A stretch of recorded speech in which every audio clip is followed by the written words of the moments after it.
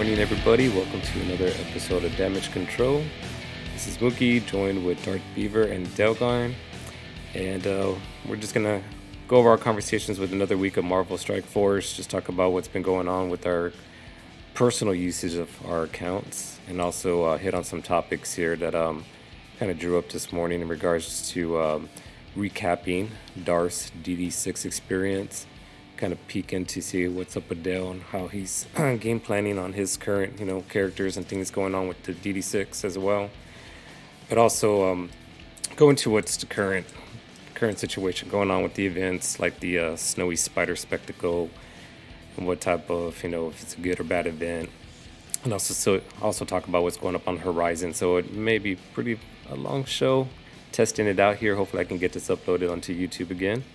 But just shout out to everybody that's watching this. And let's introduce the gentleman here, starting with Darth. How you doing, Darth? I'm doing great. Good morning. Morning. And Dale, how you doing, Dale? I'm doing good. Good morning. Good, man. I'm glad you can join us. I know you're peeking in here ready. You've got a head start of your morning, way ahead of myself and Darth. So you sound a little bit more livelier than us. But let's pull up the gameplay here. And we were already kind of chit-chatting a little bit about, what we've personally been doing here. And I had some notes, and I didn't want Dart to repeat himself, nor Dale. But to squeeze it in our show here. First, congratulations to you, Darth, on unlocking Skrull.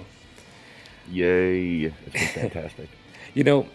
And for those not aware, I know, hopefully, again, I know we had a little bit of a following going on YouTube, and some of the people have been peeking in Twitch. Good morning, Twitch.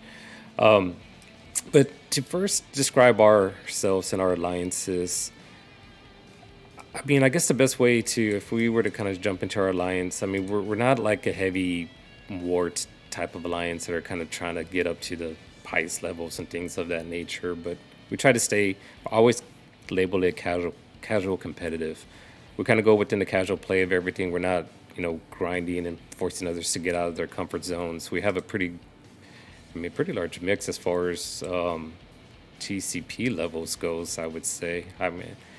And I don't know, I guess without permission, I'm not going to pull up everybody's rankings and stuff like that. But the bottom line is that I would say amongst the three of us here and some others, we're probably more the heavy lifters as far as like pushing our alliance on certain things. So we're not like the middle of the pack, I would say. How would you describe that, Darth? I guess since I'm the leader, I like to think of our alliance as a group of guys with lives outside of this game to a high extent. So I find it hard to push guys when I know they're watching their kids or they've got their weekends or they're, guys are busy with their lives. So we don't push super, super hard on a lot of stuff because I don't want to mess up guys' personal life, and I don't want guys to feel like I'm pressuring them to play a stupid game instead of hang out with their family. Mm-hmm. Yeah, and would you say the same thing, Dale? That's kind of how you feel. Do you feel pressured by Darth? No, definitely not pressured. But you're probably on the same sense of like sometimes your competitiveness, you want to pressure others, right? Yeah. Sure. But we understand the balance. We're not going to step on anybody's toes. But bottom line, where I'm getting at is from other content creators. I cringe a little bit by even saying that word or suggesting I'm one of those. But technically, I guess if you put something out there, right, you're putting content and you're creating it. But I just wanted to kind of start off with that because it's just kind of reminding ourselves a little bit, or, if, again, more for those that are kind of catching us here and there. We're not on the heavy alliances. So when I think about going back to Darth and the Skrull and where Dale's coming from, we're not in the raids that was on the top tier where we're getting all these resources. It's kind of a struggle. It's kind of a trick as far as figuring out how to get the resources, especially in the beginning when they got this heavy type alliance type events that's giving you those currencies. And again, we're on that casual side of things because right now we're running incursion raid 2.1. Yeah, we're in 2.1, so we're not on the highest level. And when we're running the Doom raids, again, we weren't like there getting all those type of resources. So where I was kind of coming in and where I kind of jumped ahead a little bit from these two gentlemen is that I really took advantage of the store. And as icky as it felt buying the G16, currencies, I just figured like I had to do that personally, knowing where our alliance was and where I wanted to kind of jump ahead. and try to chase the Skrull. So, anyways, but yeah, so that's kind of why our process and it takes a lot longer than others. But I mean, it's a fun event. It's an individual event to jump into, and I know again. So congrats to you, Darth, on unlocking your scroll. How are you feeling going on the second run? I mean, you're pretty excited. Like, do you feel like you're just blitzing through it now, or Um, yeah, I'm going through it pretty quickly. I'll be finished with global in a couple of days again. It's moving. I'm a 2 red, 5 yellow scroll has had a massive impact on my gameplay in the past 6 days. Just as far as Crucible became a different animal this week. I'm back in the top 10 in my arena after having 30 guys with Skrull in my arena for the past week. It's nice to do that. There's so I say that to say yes, I'm excited, but I'm not as excited for the second time through as I am the first because I'm not feeling it in the arena. I'm not watching big boy Skrulls nuke me in my arena fights. At least not the ones that I'm on the offensive end. So maybe it does happen on the other side, but it's changed so much in the game. So now my core input is up 200 extra cores a day. Just all of the small things from finally getting that meta character. It's felt more like getting Ultron back in the day. When you at the beginning when he first came out, when you unlocked him, he was the god tier character of the thing, and he was impossible to deal with, and he made your gameplay so much different. Skrull feels very much the same. yeah, So it's just like I said, it's been a game changer. It's been a slightly different game for a week. And I told you in Discord when we did it how amazed I am by you and your dedication to things. And just to put it out there, you got your big boy Skrull at the same time I got my little boy Skrull. So that's how ahead of the game you are on. You were making sure that you use that store and things like that, and it's definitely commendable. So, that was a whole. You've had Skrull for a whole month already, and that's more important to talk about than what my experience has been in the past, week. well, yeah, I don't know. I mean, and it's each their own, right? I mean, because on the downside of it, there's different things that kind of slow play on certain characters and stuff like that, and that's kind of, I guess, the beauty. I wouldn't say the curse, but that's kind of the beauty within the game as far as on like how you personally want to individually play the game. When it all comes down to it. It's way better than the Apocalypse Saga. I'll say that loud and clear. It was way better to do this. It's so much more free than to do the Apocalypse Saga. I was very happy that I didn't have to take the exact same 5 teams that everybody else took and do this. Yeah. That was the nicest thing about being slow and being slower than you, is that when I got to City, I had a whole new plethora of characters to choose from to go through City because of the Sinister Six rework that had just happened. Yeah. So on my first run, I got to take Vulture and Electro, and not a good choice, Electro, by the way, but I got to take characters like that were different than the ones you took, that may or may not have helped me go quicker, but it was just able to have a different option that helped me somewhere else in the game. Yeah, and let's dive deep. I know Dale's within the finish line there, but like as far as preparation and kind of getting him excited here, but also I'm going to use you, Darth, as far as like you talked about your arena experience and Crucible as well. That was also part of my notes as far as what is the plans that you're doing with Skrull and how you're using them in arena. So the first up, how do you have your defense set up in arena? Exactly like yours. I think no, my Skrull is not next to my hard light. No? Are you pushing? That's No. a question because you don't want him to get rewind, right? Maybe not. That's yeah, because it seems like that's how I'm killing all these big boy Skrulls, is because their Skrull is next to their hard light, so he gets rewound. If my Skrull goes first, my Skrull rewinds him and rewinds, and then if he's next to hard light, then my hard light goes after their hard light is taunted, and I rewind him again with hard light's ultimate. Okay. So maybe something like this. I don't know. Let me get it pulled up. I think that I have Skrull on the end. If you switch Skrull and Robbie, I think that's how I have mine set up. Okay. So we'll do that. Yeah, because I haven't been mindful about this arena, and I should be. Especially we were talking about at the beginning before recording about core spending and saving. So again, real quick summary. Like I don't purchase new characters anymore. I'm trying to make sure I'm not following down the slippery slope of going over my personal spending on this game. So I try to get all the cores I can within the arena. But I notice I personally do struggle on what's going on in arena. I guess I left my ISOs. I should be changing some of these ISOs up. Look at that later. Yeah, that's exactly what I have on my defense. All right. So what do you have on offense would be my next question. Okay, it's gonna be different because I saw somebody else doing it and it was crazy. It's Apocalypse, Skrull, Hardlight, Black Cat, and Green Goblin. You got Green Goblin. That's a fifth. Interesting. Okay, well, let's test that because I haven't seen that. I saw somebody else doing it, and I just thought about it. I was like, that is an extra turn rewind. And literally, for me, with a smaller Skrull right now, it's literally I have to go off before their team goes off.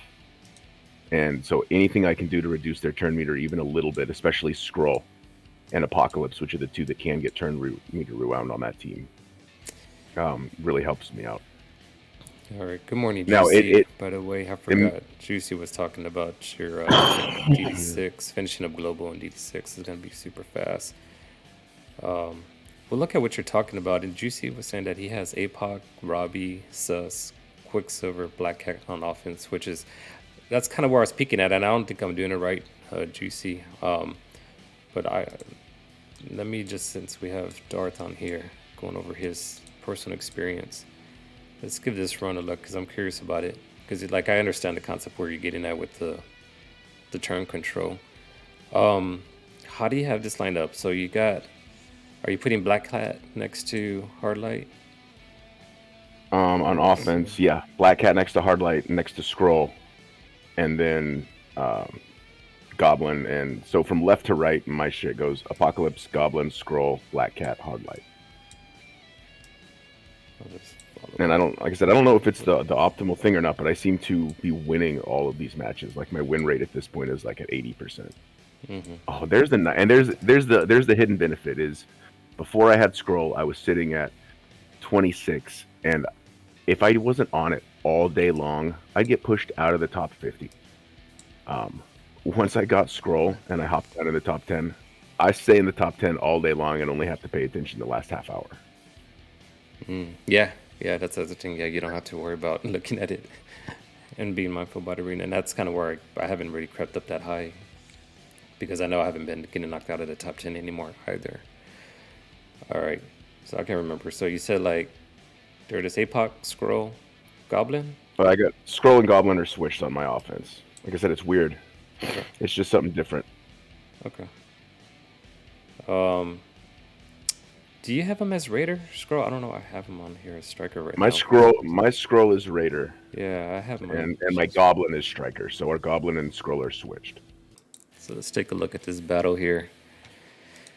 For those that are mindful about this, because again, this is where you're fighting for that in-game currency.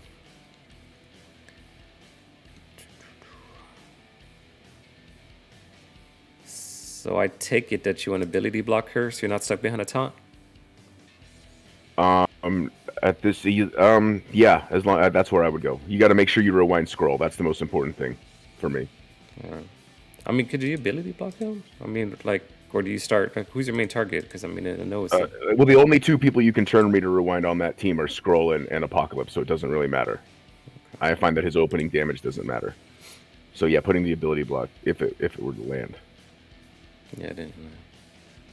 But see, here's what I'm saying. Now you're going to go with your hard light, and you're going to rewind that Skrull further. All right.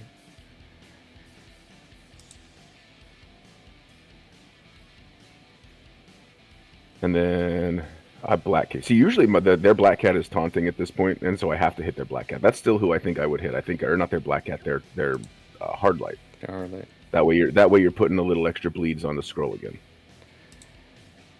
And I know it seems silly because you're speeding up his turn meter. I'm just telling you this. That's how I would play this for what I'm up to. Because there's their Skrull first turn, and he doesn't get the turn meter rewind. And then boom again. See, and the nice thing about that is, he flipped Apocalypse's immunity into Disrupt when he did the Retaliate. So then you have basic on Miss Hardlight.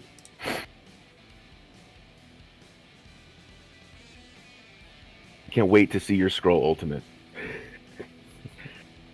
Ultimate, see, mine's a striker, so ultimate on whoever has got one of those. Yeah, because Hardlight's got a Disrupt, so it doesn't matter. She won't taunt even when your Apocalypse goes. There's his basic. You should be ulting right now. Yeah. Okay, he's a hitter because it doesn't matter.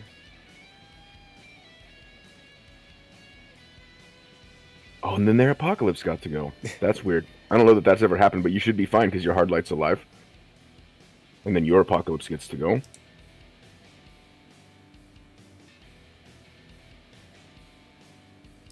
And then, yeah, that's what I would do. Try to kill their Skrull, unless you think Black Cat's a better option. If it was me, I would kill Skrull, because that's the only one I'm super terrified of. Well, I don't think he will die. You don't think he'll die? Nah. Oh, I know he won't. He has defensive up and... Oh, yeah, he's got quite a bit of health. I don't know, Is your Apocalypse not 7 red? I put a lot of faith in that 7 red Apocalypse. I'm like, he's got him!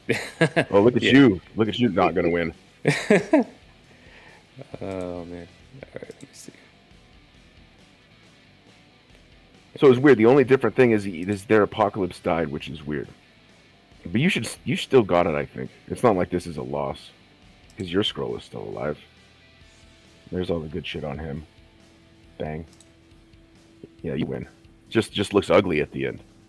And I guess maybe it looks ugly at the end always, and I think it only looks ugly at the end because I got a baby Skrull. Yeah. Okay. But yeah, we're talking about the event, right? So let's take a look. Yeah, I was kind of curious. I mean, with you, Dale, in the beginning, I kind of want to set it up in regards to the community in general when they saw that this was going to be a gold spending event. But it was tied into, also getting that encouraging campaign energy, which I'm not going to max out that limit. But no one really is. Yeah, that's insane. yeah, but the big thing is, it's enticing to go ahead and start spending your gold, knowing that it's 1 for 1, and But I guess overall, how did you feel about the event? Overall, right now that we're knee deep and we're rounding the corner to finish it, do you feel like this was an icky event for you, or are you okay with it? It's tricky. Initially, I was not happy about it. But the ceiling is incredibly high. So overall, I don't like it. But there are good rewards in it, so it's not too bad. Yeah. But I'm not think I was super crazy with it. Where are you at, Del? Much lower than 50. Like I said, I went crazy in the Goblin event, so I spent most of my gold there. So I really only started the event with 20 million gold. So this was a perfect timing for you, Darth. Just like we were talking about, you got your Super Skrull unlocked right around this event taking off. And I think it was about 12 or 24 hours apart when you got your Skrull. And you got this event dropping out. So you went to the moon with with your Super Skrull, right? So where are you landing right now in the milestone? I have 105.7 million. I've got 14 more million to get to milestone 20. And being in that situation, are you curious on trying to complete up to milestone 20? Or are you happy? Because this is where I would be. I'm happy hitting milestone 19. I got a day and 6 hours left. I want to complete it. I like to complete events. It's been a long time since I've free-to-play completed events. And since I'm this close, I want to complete it. And with only 14 million left, I have 8.6 million gold right now in my account. Mm-hmm. So if I spent that on those little orbs, you get a few extra points. It's not quite enough. So we'll see. There's another day. There's more gold orbs that are going to come. I'm not going to purchase anything to complete it, but if I can complete it by draining all of my gold and some extra cores, then I'll do it. Sorry, my wife is grinding up some coffee beans. All right, nice. So but do you think this is the best value though, as far as if you have some kind of gold that you want to use up, and you're kind of somewhat plateaued or done with your character's upgrades, is to jump on these orbs right here, that 600k? opened about 20 of those probably. You have? Okay. Because There, it is interesting, right? With like what you can kind of hit on.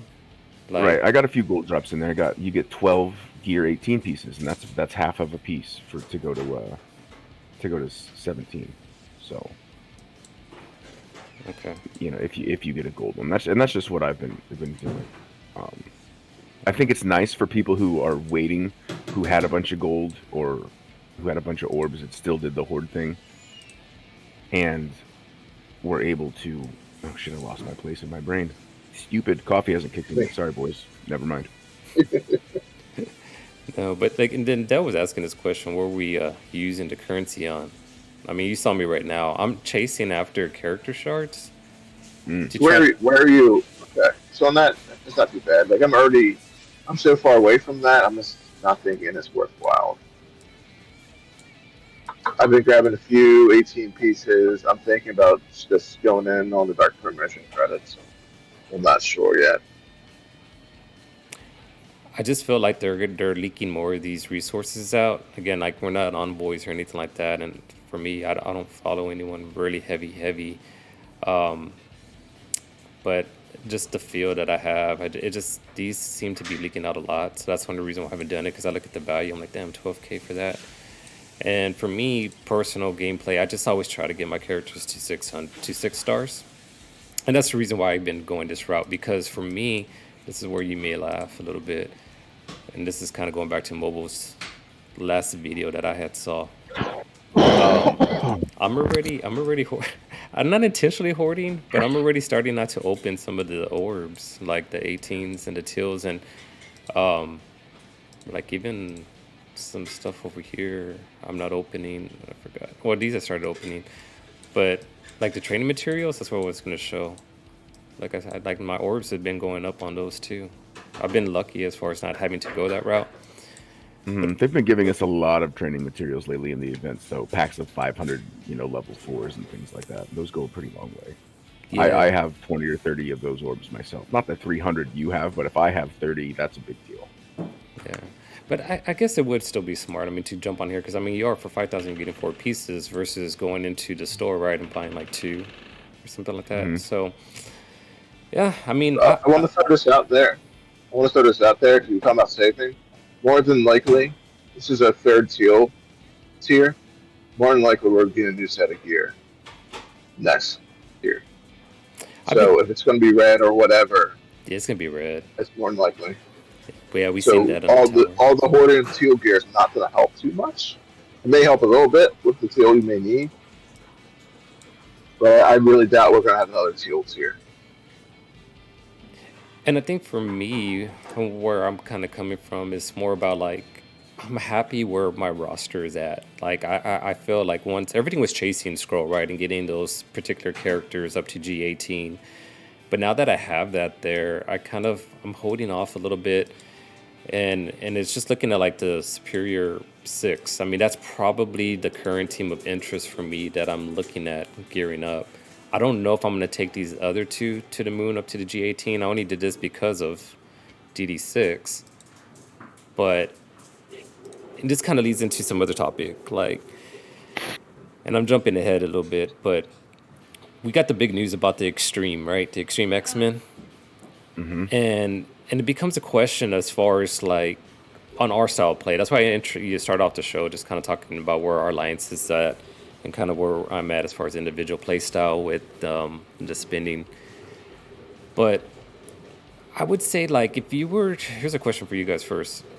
When you hear the news of the X-treme X-Men coming out and then they said that they're going to be a raid team, does it make you feel like you need to go to the moon as far as chasing after that team? Or like, what's your initial feelings as far as like how you want to build up the X-treme X-Men? I guess what do you do? Like what are you going to do with the Cyclops? With how Pegasus turned out, I think 85 overall is a good stopping point. Yeah. Until we know what they're going to do. Yeah. So if they're an amazing team in every mode, level them up more. Right now, a lot of people are iffy on Cyclops. They're not sure if he's going to be worthwhile. So for him, I'm going to go to 85. But luckily for me, my dumb investment on Goblin and bringing Gambit up to Diamond 2, 95, Gear 18 isn't such a bad move now. Yeah. No, it's great. That's a good point. You hit it on the nail. Exactly what Mark's style is. I mean, that's why I jumped to that Pegasus team too. I do have 385. It always feels like within the raid teams, there's always two that are like really good that you go heavy on. The rest you can just kind of balance out. Because that's even how the Nick Fury team, can't think of the overall team, Infants. Invaders. Yeah, Invaders. But then, like, going back, like, when you think about the new teams overall that came out, like Infant Station, New Avengers, they're tag a war team. So I would put them on the lesser side. Like, you talked about 85 for the raids. War could be about an 80-ish. And then again, there's like one or two characters you can go ahead and creep up on and just, like, bringing that up. Where's the Infant Station team here to kind of mirror? Look like that. I mean, I have 80s right there. And then those two I went big on because of DD6. And they do what they need to do, but they're not like really necessary. Like, right, the whole team, you're not going to put them into your Crucible attacks. Maybe some people put them on defense and things of that nature, depending on how you build them up. But going back to again to the X-Men, so like as far as like where I'm at, like I'm not going to continue to build on the Pegasus right now. I'm not going to build on my war teams. I'm just kind of waiting, and that's kind of where the hoarding aspect kind of starts a little bit. But it's not intentional. It's just because where I feel like I'm comfortable where I'm at. Let's see, where is the X-treme? So yeah, it kind of gives a feeling, right, that like, I don't know, that Cyclops might not be that. I don't know, like I don't know. Hopefully they are gonna make him good. Who knows? But we don't know. I mean. I got to work on those stores. I haven't seen them in the store. It's funny when you need it, they don't pop up on the store. Like my Doc Ock. But anyways, I mean, I was just saying, I was just kind of curious as far as like the excitement there. Nightcrawler sounds insane, but we don't know yet. Yeah. I mean, they could be good in every mode. They may be horrible outside of raids. So I'm not going to go super crazy. Here's the nice thing about the team, from what I've seen from the releases from Envoys and things like that, is a lot of their tags are X-Men tags. Yeah, they're that's not really nice. Extreme X-Men tags. So you have a whole plethora of characters to choose from for other game modes, which is the most interesting part of this, is that they've widened the tags out so that you could use other tunes in other areas. As far as just to say what I'm going to do, you guys know I hate raid teams. It's the worst mode in the game, as far as I'm concerned. But it's a necessary evil for the resources. You're going to have to bring them to Blue 4 and at least Gear 16, most likely. Most of them, the ones that are any good. So, like for myself personally, I just made sure that I brought my Cyclops up to level 80 and Gear Tier 15, and I'm letting him sit just like you have until the team actually comes out, and then there's more live video of what's happening with the team and who the important characters to invest in are. So I'd like to hope that Cyclops is, but you never know. He could be the next Doctor Strange. Yeah, that's the big fear. I mean, like 40 ranks in his ability sounds awesome, but how likely is that going to happen? But I mean, for a minimum, you're going to have to bring him to 15. Like, we're not going to be able to execute our raids without bringing him to 15 or 16. So I feel it's a safe investment to do there. And my Pegasus is even weaker than Mookie's. Somebody else said it, but the way to treat raid teams is the way that I treat raid teams is I don't even want to play the raids. I want to sim them.